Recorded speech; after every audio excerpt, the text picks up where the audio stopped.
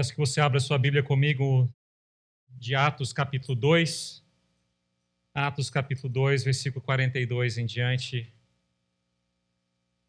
E diz assim: Eles se dedicavam ao ensino dos apóstolos e à comunhão, ao partir do pão e às orações. Todos estavam cheios de temor, e muitas maravilhas e sinais eram feitos pelos apóstolos.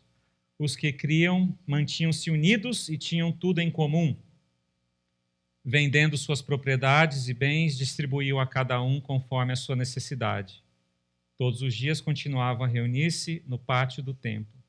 Partiam o pão em suas casas e juntos participavam das refeições com alegria e sinceridade de coração, louvando a Deus e tendo a simpatia de todo o povo. E o Senhor lhes acrescentava diariamente os que iam sendo salvos.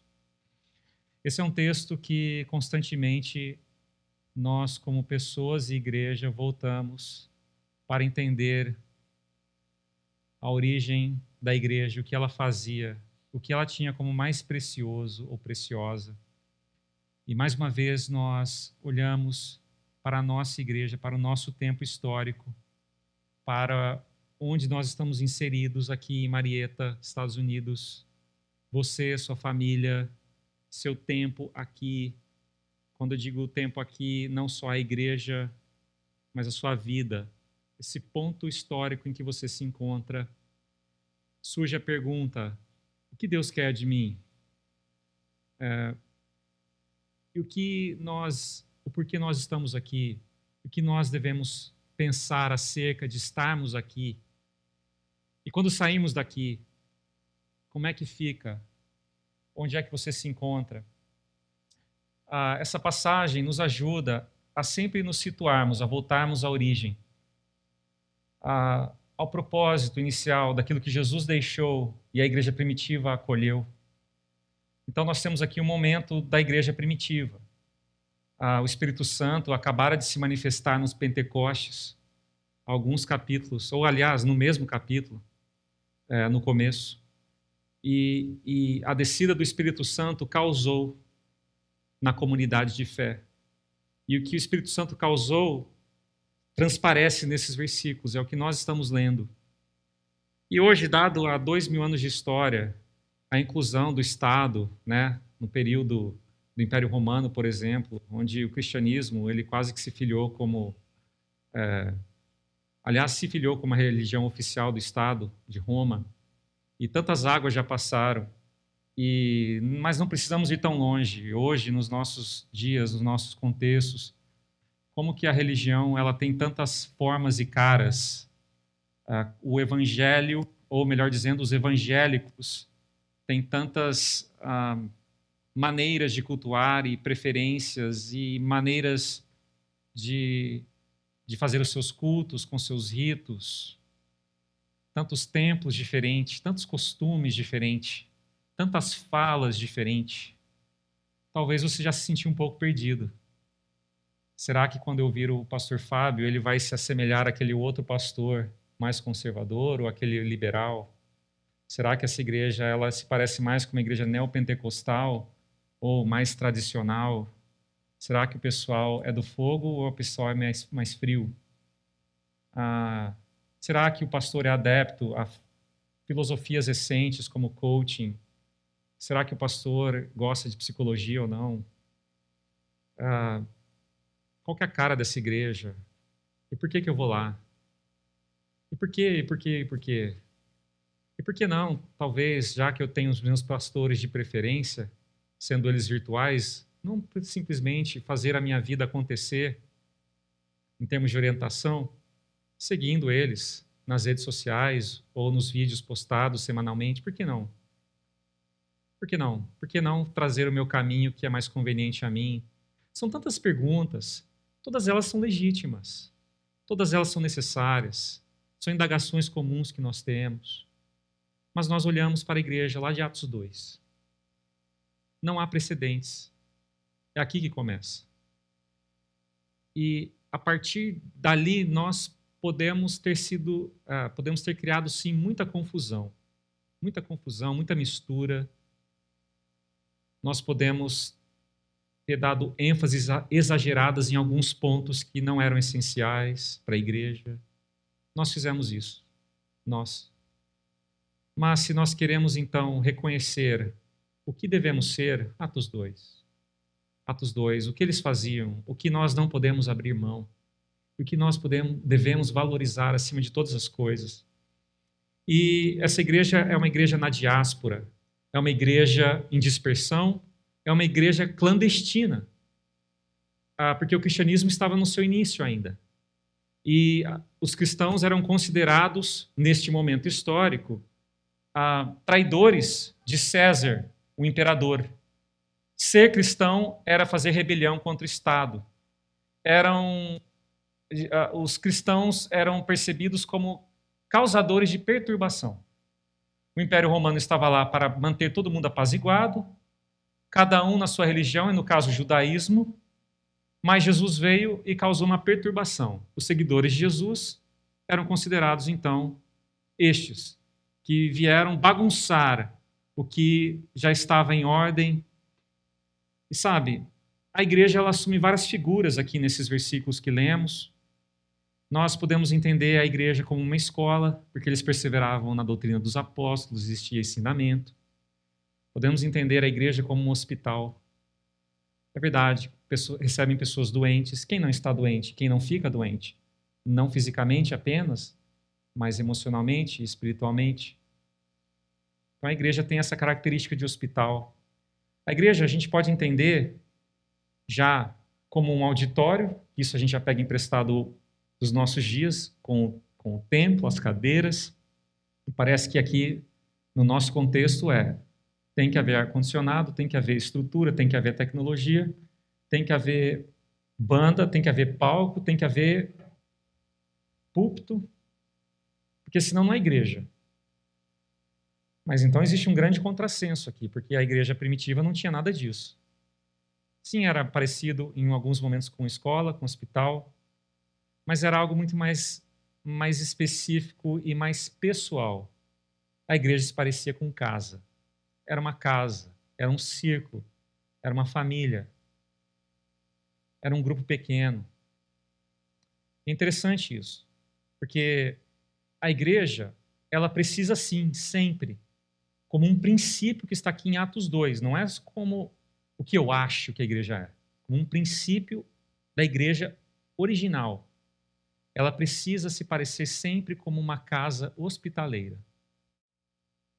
O nosso convívio aqui, embora nós temos um auditório, embora sejamos uma organização, embora tenhamos uma placa, tenhamos tudo o que eu falei, o que precisa sobressair sobre tudo é o fato de que é uma casa hospitaleira. Quando eu digo casa hospitaleira, é que nós damos os lugares de honra para os visitantes e que os nossos melhores empenhos são para os cônjuges de fora. Não é assim uma casa hospitaleira? Uma casa hospitaleira, existe portas abertas e o convite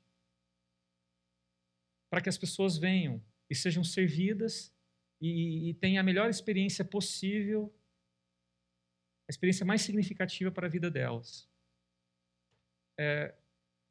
As casas aqui no Novo Testamento têm essa qualidade, onde ali, uma vez que a pessoa entrava, ela tinha sua solidão removida.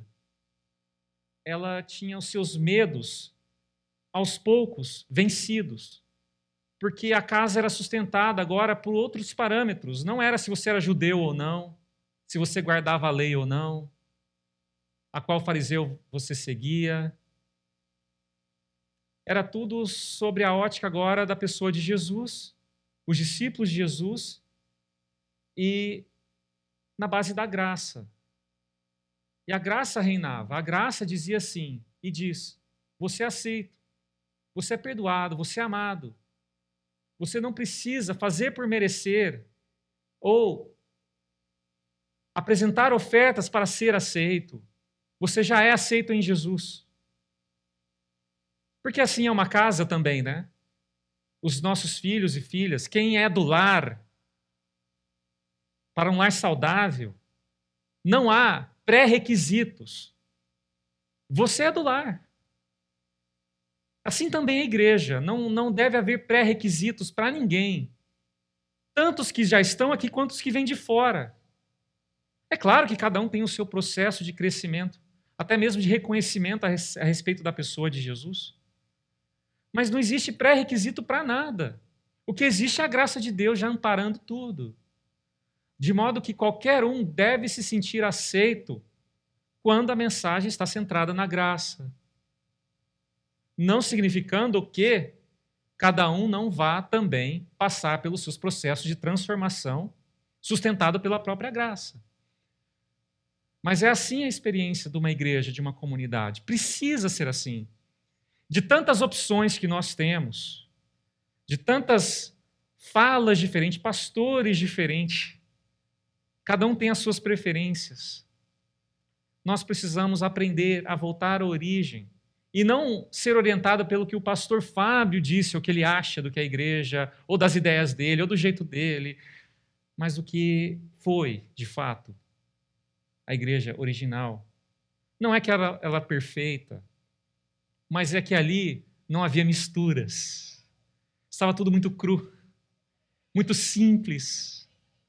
Então, uma casa, ela é uma casa de harmonia, a igreja é assim também, um lugar de harmonia. E sabe, eu vou tomar como exemplo aqui o evento recente que nós tivemos, de novo, friso isso, do Ministério Únicas, o congresso, e algo me chamou muita atenção, de ver como que as mulheres, todas, se sentiram em casa. Como elas fizeram esse espaço o seu lugar. Como se fosse a casa delas. E eu fiquei muito feliz em ver isso. E elas não somente fizeram do espaço a casa delas, mas se esforçaram a que as outras também se sentissem em casa. Eu acho isso extraordinário. Eu acho que isso tem muito a ver com a igreja. Quando eu falo igreja, não é o prédio igreja, mas experiência igreja, que não precisa ser necessariamente aqui e nem mesmo dentro de um programa. Mas a experiência igreja é essa. Porque onde a igreja vai, ela é hospitaleira. E eu admiro muito isso, porque aqui está o nosso desafio, então, de ser assim, como expressão comum do dia a dia da igreja, inclusive em nossas celebrações. De você poder dizer assim em seu coração, eu me sinto à vontade nessa casa. Não estou dizendo que essa casa é perfeita e que o louvor ou os pormenores ou as pessoas todas funcionam como você idealizou em sua mente. Aí não vai sobrar lugar para você ir, não existe esse lugar. Mas na sua casa também não é ideal, não é correto? Não é ideal em sua casa. As logísticas dos móveis, os ambientes não são ideais, mas isso está longe de ser o maior problema. As pessoas não são ideais, embora você as ame. Nada é ideal na sua casa, mas nem por isso é a sua casa. Nem por isso não é o seu espaço. Nem por isso você não deve se sentir à vontade para experimentar coisas que são comuns de um lar, que são os afetos, que a experiência... Já teve essa experiência, né? Às vezes a gente está na nossa casa, não dá muito valor, aí você sai de férias, fica um tempão fora. Aí você volta, você quase que abraça assim, os móveis, né? Ah, que saudade da minha casa. Você sentiu falta daquilo que a gente chama de lar. Antes a sua família estava meio que numa aventura. Mas a sua casa é sua casa. A igreja tem que ser assim também. E quando eu falo igreja, de novo, não me refiro apenas ao prédio. Embora aqui também o espaço físico é um lugar que eu quero que você se sinta em casa. Mas eu me refiro à experiência lar, que tem a ver com pessoas. Porque o espaço pouco importa. O que importa são as pessoas. Então, eu trago isso para mostrar a necessidade de cada um de nós entendermos e encontrarmos o nosso espaço aqui. Muito embora o espaço não se apresente como o ideal, perfeito, que você tem. Muito embora as pessoas não se apresentem da maneira predileta. Mas você, ainda assim, tem que achar desse lugar e fazer desse lugar um lar. Porque é nessa experiência de casa, não de auditório, não de participar de eventos, que a igreja mostra o seu profundo significado e expressão. É dessa maneira. Então, visitantes que venham aqui, eles podem avaliar esse culto de várias maneiras. Eu tenho certeza que você vai ter os pontos positivos e negativos. Mas a pergunta que fica é: e como casa? Que lugar você se enquadra? Interessante. A igreja, por exemplo, não é um lugar de fiscalização moral. Eu cresci num ambiente religioso onde se tinha como referência padrões morais. Mas a igreja não é um lugar de fiscalização moral. A igreja é um lugar de edificação. Se a sua casa, os seus filhos são orientados por uma fiscalização moral, muito provavelmente eles não se sentem em casa. Eles se sentem num regimento militar. Algo do tipo. A igreja não é um regimento militar. A igreja é uma casa. Numa casa, mesmo quando alguns critérios não são atendidos, você ainda é da casa. A igreja, ela não é um lugar de conversas soltas, mas é um lugar de oração. A igreja, eu vou falar, é uma experiência de oração. Eu receio falar lugar porque vocês sempre vão associar com o templo, né? A gente tem essa tendência, é comum a gente associar o lugar, prédio, igreja, mas eu estou falando da nossa experiência. É uma experiência de oração. Eu acho isso muito belo, que é assim a experiência da igreja. Quando a gente se vê, a gente não fica sem orar. É belo isso, não é? Na sua casa também pode ser assim e precisa ser assim. Quando você vê os seus filhos, a sua esposa, vocês não podem deixar de orar. Tem famílias que não oram juntos. E aquilo que você se torna, aquilo que é uma experiência particularizada na sua casa, não vai deixar de ser na igreja também. Se com a sua própria família você não tem uma expressão de partilha e de oração e de conversas direcionadas àquilo que é significativo, você também não vai ter na igreja. Porque aqui há a maior dispersão ainda. Então, a igreja, ela não é um lugar de condenação, porque não é isso que vemos aqui na igreja primitiva, é um lugar de celebração. Havia louvores, havia adoração, havia reconhecimento de quem Deus era. Isso é o que nós fazemos na adoração. A adoração é uma convocação à igreja a adorar, a limpar as lentes dos nossos óculos para perceber diante de quem nós estamos. E quão grandioso é este a quem nós estamos adorando. E a partir dessa experiência com Deus, angústias, mazelas, mentalidade reduzida de vida vão sendo removidas. Então a adoração é isso, é uma convocação para nós vermos. E por mais simples que seja, ela precisa ser assim, uma convocação. Não é uma apresentação. O louvor aqui que eles tinham, porque eles salmodiavam, cantavam hinos, era cantos congregacionais, cantos de festa. Não duvido que havia danças também, porque o evangelho começou em Jerusalém, povo judeu gosta de dançar em suas festas. Se há uma celebração, por que não dançar na presença de Deus? Havia isso. Mas o interessante é que não era um espetáculo. As pessoas não falavam assim, eu vou na casa do irmão para ver como que vai ser a apresentação do culto. Não existe isso. O que existia é, eu vou na casa do irmão para ter um envolvimento participativo daquilo que Deus já está fazendo. Percebe a distância que nós estamos? Os critérios, como muitas vezes nós avaliamos uma igreja boa ou ruim, não tem a ver com a igreja original. Como nós estamos distantes? A igreja não é clero e leigos, né? O pessoal que sobe aqui, alguns são os clero, e aí tem os leigos. Não existe essa diferença nessa igreja. Todos compartilhavam mutuamente a sua vida. É todo mundo misturado. Não existe diferença. Existem funções diferentes.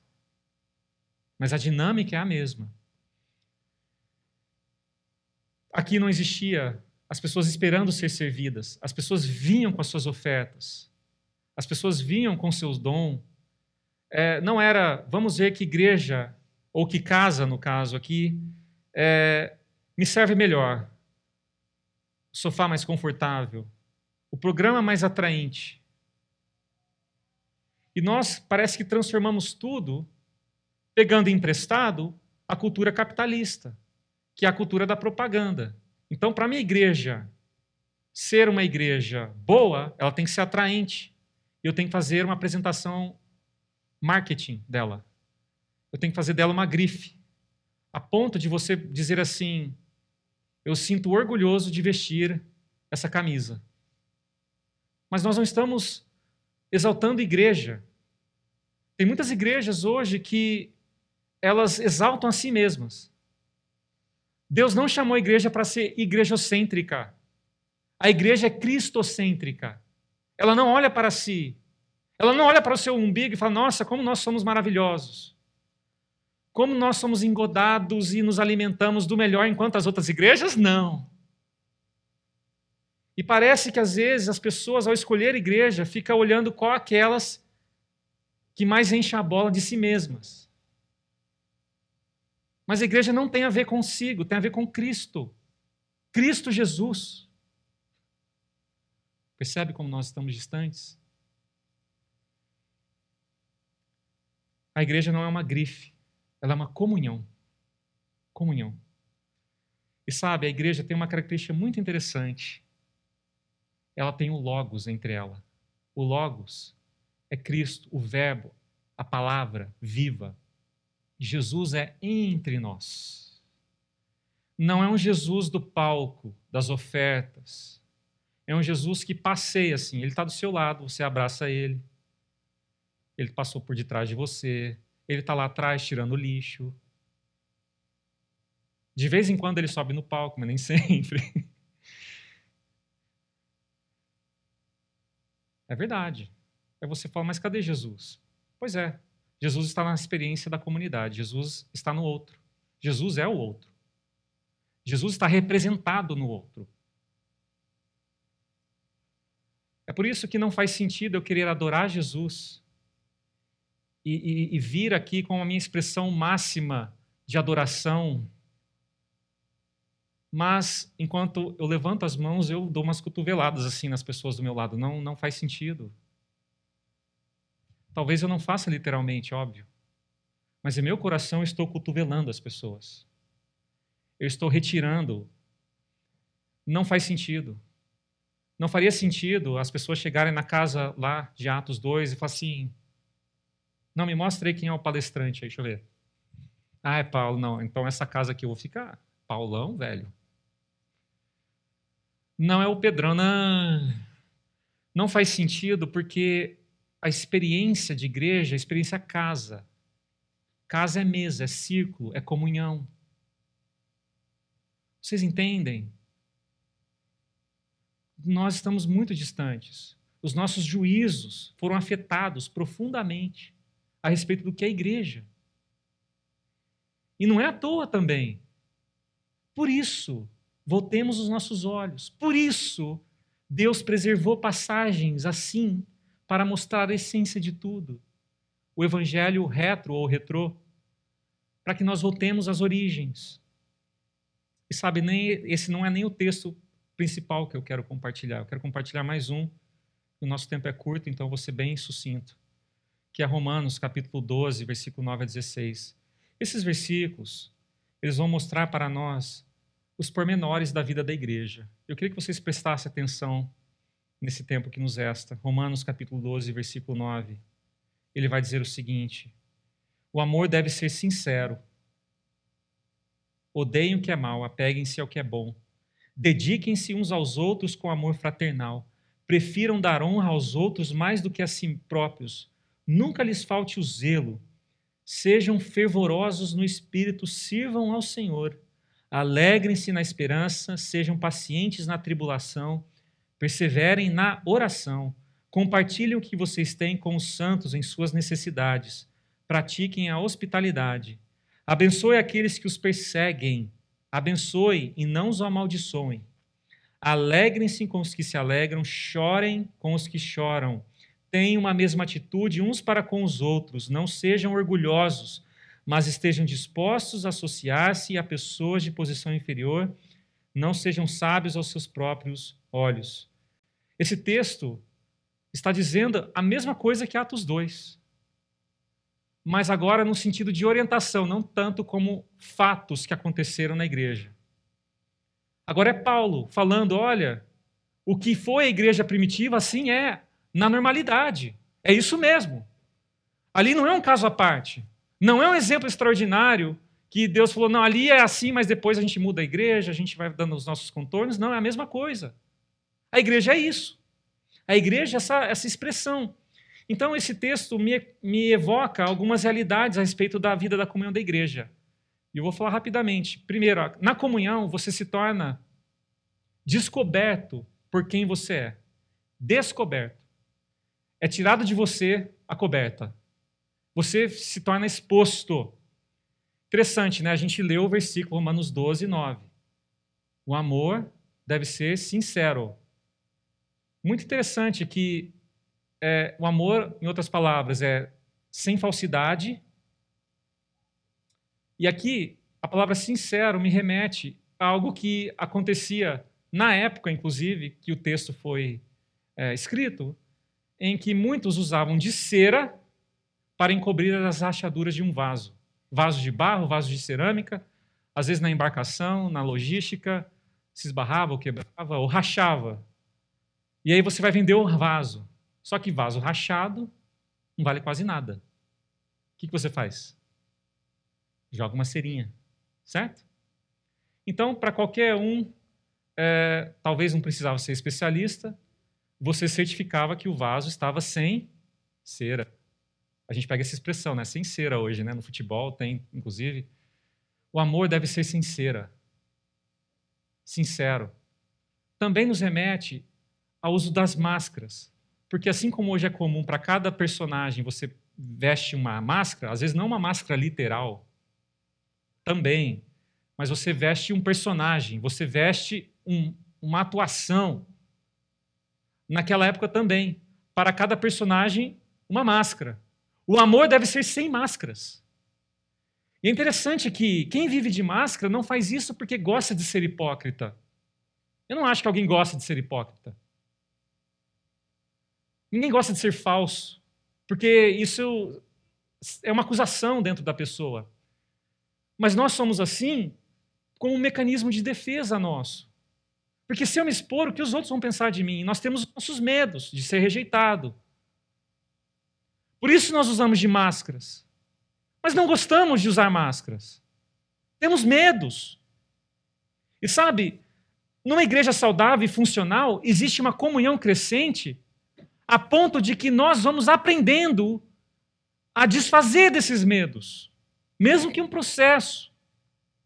Porque enquanto eu vou me expondo, o que fica evidente não são os meus erros, mas a graça de Deus me perdoando, me amando e me aceitando por meio dos meus irmãos.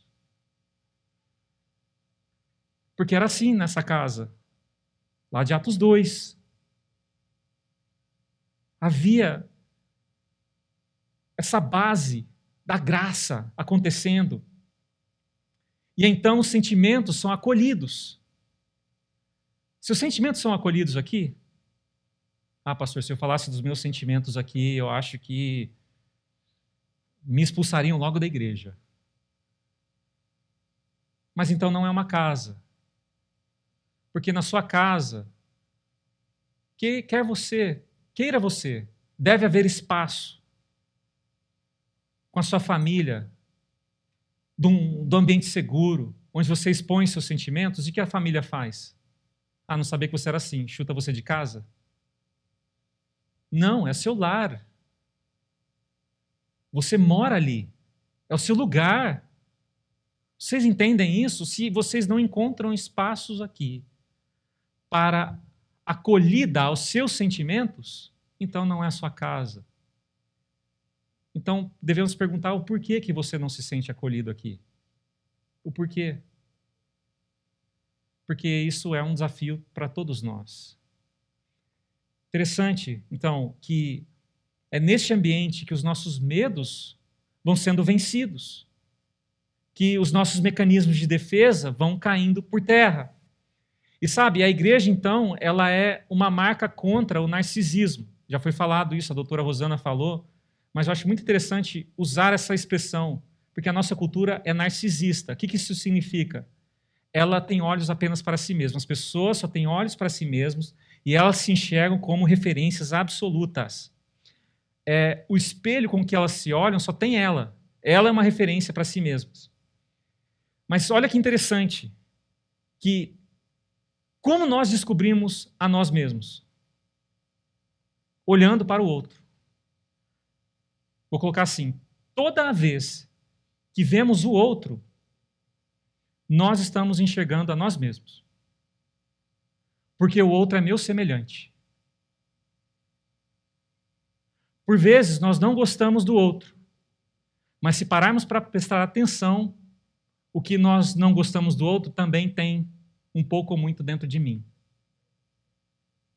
E quando vemos o outro e gostamos do outro, geralmente é porque não temos o que o outro tem e queremos ser identificados junto com ele. E então a gente começa a fazer as escolhas das nossas relações. Mas o outro é o nosso espelho. As sombras que está no outro está dentro de mim também. Você e eu também não temos a capacidade de interpretar a vida sozinho, de lidar com a vida sozinho apenas com um ângulo, um ponto de vista. Então o outro acaba sendo outros olhos com os quais, se eu não tiver o outro, a minha vida sempre vai ser interpretada da mesma maneira, do meu ponto de vista, e aí meu mundo vai ficando pequeno. O meu mundo vai se minguando e eu vou me sufocando junto. Então, o que eu quero dizer é que na casa, o outro acaba sendo o meu espelho. Porque é a partir de um relacionamento com o outro que eu enxergo, percebo as sombras nos outros, certo? Isso a gente é muito bom de fazer, né? A gente consegue perceber muito bem a sombra nos outros. Mas também nós conseguimos identificar que aquela sombra nos outros também está em mim. Também está em mim. E que os outros enxergam sombras em mim também. Na casa, essa expressão. Sabe, existe um exercício que a gente faz na casa. No seu lar e na casa chamada igreja.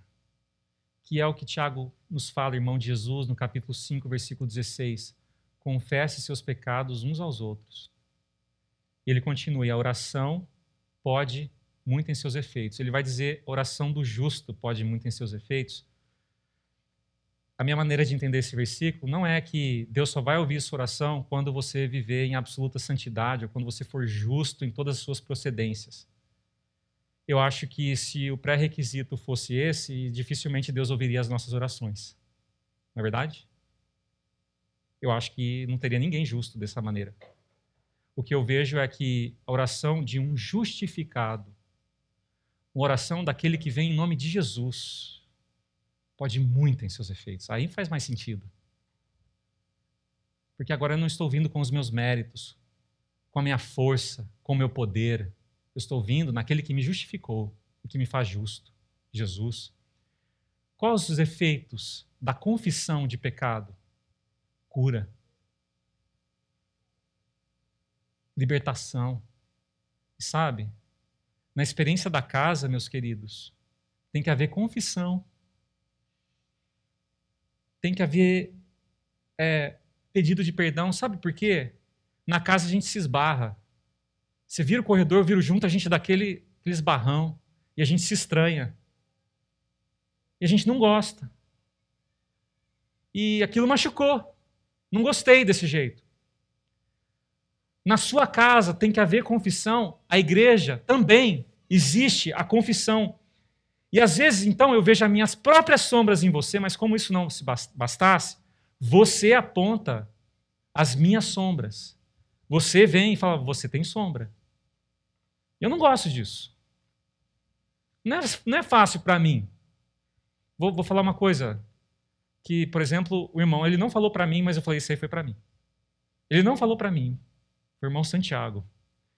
Ele falou assim para o grupo, às vezes a gente está atarefado e a gente perde o feeling para as pessoas. Ele usou essa palavra, feeling. Eu levantei assim a mão dentro de mim, né? Eu mesmo. Eu sou tão orientado por tarefas, de fazer bem as tarefas, que às vezes eu perco o feeling pelas pessoas. E aqui vai o meu pedido de perdão como pastor. Um perdão e um pedido também que você me entenda, pela misericórdia de Deus. Porque na minha cabeça está, se eu me esforçar em oferecer a melhor tarefa possível, esse é o meu jeito de servir. E na minha cabeça está a tarefa. E às vezes nós podemos perder o feeling das pessoas que estão em volta, não é? A motivação não deixou de ser boa, mas não houve a prioridade certa. Interessante, então, que se eu não estou em contato com pessoas, se eu não estou junto de outros que têm outros olhos, que têm outras falas, que têm outros ângulos e percepções, eu não consigo enxergar sombras em mim. Olha só, quem foge da comunhão, na verdade, não tem coragem de enfrentar a si mesmo. Quem foge da mesa é porque não quer ser exposto na mesa. Porque sabe que tem sombras dentro de si. E o que a pessoa faz é, ao invés de se expor, ao invés de tratar, ela pega o seu bicho de estimação e fica amamentando em seu colo. E não trata o problema. Talvez algumas pessoas já falaram assim, olha, pastor, eu não participo da igreja porque é problema. Mas o problema não é a comunhão. O que causa problema não é a comunhão. O que a comunhão faz? A comunhão expõe o problema. Esse aí é o ponto. Comunhão não faz gente mais doente. Comunhão faz gente mais sã. Não é verdade? O problema não é a comunhão. Qual é o problema? A falta de comunhão. Porque na falta de comunhão, nas minhas relações com as pessoas, não existe a base que precisamos. Então, isso me leva ao segundo ponto. Primeiro ponto, na comunhão você se torna descoberto por quem você é. Isso nos causa espanto. Será que vale a pena? Mas aí tem um segundo ponto. Na comunhão você se torna aberto para ser quem você ainda não é. E sabe, tem gente de todo jeito aqui, não é? Todo jeito. Tem gente que, e aí talvez vocês podem se associar aí a algumas pessoas, mas nunca você, né? Nunca eu, os outros. Tem gente que parece uma manteiga, não é? Uma manteiga de pessoa. Até que você a contrarie. Ela não é mais uma manteiga. Tem gente que é dócil. Até que você não atinja as expectativas dela. Aí ela não é mais dócil. Tem gente que parece tão mansa. Até que você a cutuca e ela se torna um leão arisco. Nós estamos falando de pessoas da casa. Nós estamos falando de nós. Tem pessoas que acham que os problemas sempre são dos outros. E que se o mundo funcionasse do jeito dela, que ela tem na mente, seria perfeito. Que o marido tem que funcionar do jeito dela, a esposa, os filhos, a casa, a igreja, o pastor, tem que ser assim. E o problema não está nela. O problema está nos outros. Tem gente que é ensimesmada. Ela, por exemplo, chega no lugar e fala assim, qual a cadeira melhor para mim? Eu quero o primeiro lugar da fila, eu quero levar o maior pedaço de bolo para casa, eu quero ter o primeiro lugar. Ela não consegue ter olhos, outros, a não ser para si mesma. E ela vive assim. É um sanguessuga. Ela chega no lugar, ela vai sugando tudo e todos para ver o que mais ela pode reter para ela. Tem gente que te paparica. E você quase que começa a acreditar que, de repente, ela gosta de você mesmo. Até um ponto que você não faz o que ela pede, aí você vê que, na verdade, ela estava usando do elogio para te manipular, para você fazer o que ela queria.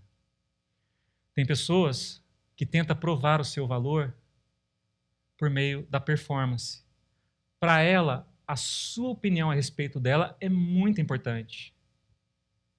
Serve de grande peso à sua identidade. Então ela faz todo o possível para performar bem, para ser perfeita. Mas se ela não tem o seu elogio, então você perdeu a amizade. Porque depois de tudo que eu fiz, ainda você não me elogiou? Percebe? Tem pessoas que têm autoridades abusivas. Elas acham que estão fazendo bem, por exemplo, os homens, o papel do cabeça do lar. Mas confundiram. Cabeça do lar não é autoridade abusiva. Confundiram. Autoridade abusiva é quando eu acho que minha opinião é melhor, sempre. Quando eu tento exigir, quando eu imponho as minhas ideias, quando eu acho que as minhas ideias sempre são melhores. É você que não entende.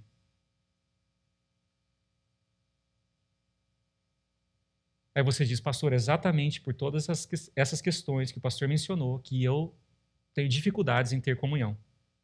E é aqui que você se engana. Porque não é a comunhão que causa esses problemas. Esses problemas já estão em nós. Mas a maneira de tratarmos esses problemas, como é que você acha que a gente trata o problema em casa?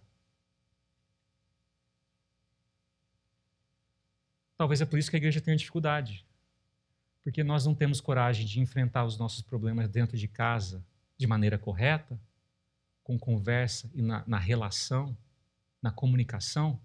O que dirá então na igreja? De alguém que eu não fiz um pacto de vida no altar. Percebem? Mas aqueles irmãos tinham tudo em comum. E sabe, isso não significa, então, que a confissão é um processo simples, rápido e indolor, mas é necessário para o nosso crescimento. Eu preciso aprender a confessar. Você precisa. Porque nas nossas sombras nós vamos nos percebendo, e você é meu espelho. E eu me sirvo como espelho para você. E isso me leva ao último ponto, que na comunhão, Jesus, entre os espelhos, é a referência absoluta. Jesus é a referência última entre nós. E tem um terceiro elemento na comunhão, que é Jesus. Ele entra. Eu gosto muito desse versículo, que diz assim, 2 Coríntios 3,18. E todos nós, com os rostos descobertos, contemplamos a face de Cristo. Diz que, refletindo como espelho a glória do Senhor, somos transformados de glória em glória na mesma imagem, pelo Espírito do Senhor. Na comunhão, os espelhos embaçados, eles são limpos. O pessoal usa o index, né? Pois bem, a comunhão ela vem com o index assim, vai limpando todos os espelhos. E é colocado um terceiro espelho, em que todos os outros espelhos fazem ângulo para ele, Jesus. Porque entre a minha opinião e a sua, a minha é melhor, hein? Entre o que eu acho que você acha, o que eu acho que é melhor. Entre as minhas verdades e a sua, eu acho que a minha ganha, hein? Mas a comunhão não se trata disso. Não se trata entre você e eu. A comunhão se trata do terceiro elemento, Cristo. Não é nem a minha nem a sua, porque a gente pode ficar debatendo a noite inteira aqui para ver quem ganha. A comunhão é Cristo. Cristo é verdade. E quando eu estou em comunhão, sabe o que acontece? Cristo me limpa e quando você me vê, você não é que começa a ver Cristo? E quando eu te vejo, não é também que eu começo a ver Cristo? Por isso, meus queridos, não desista da comunhão, porque comunhão não é problema. Comunhão é cura. Cura para as nossas mazelas, para as nossas feiuras. Sem relação, nós não nos expomos. E cada um continua criando o seu bicho, horrendo, selvagem, feio, um demoninho de estimação, amamentando. A comunhão a gente expõe. Eles se dedicavam ao ensino dos apóstolos e à comunhão, ao partir do pão e às orações. Todos estavam cheios de temor, e muitas maravilhas e sinais eram feitos pelos apóstolos. Os que criam mantinham-se unidos e tinham tudo em comum.